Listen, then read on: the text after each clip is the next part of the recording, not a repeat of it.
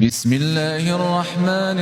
الرحيم تبارك الذي بيده الملك وهو على كل شيء قدير الذي خلق الموت والحياة ليبلوكم أيكم أحسن عملا وهو العزيز الغفور الذي خلق 7 سماوات طباقا ما ترى في خلق الرحمن من تفاوت فارجع البصر هل ترى من فطور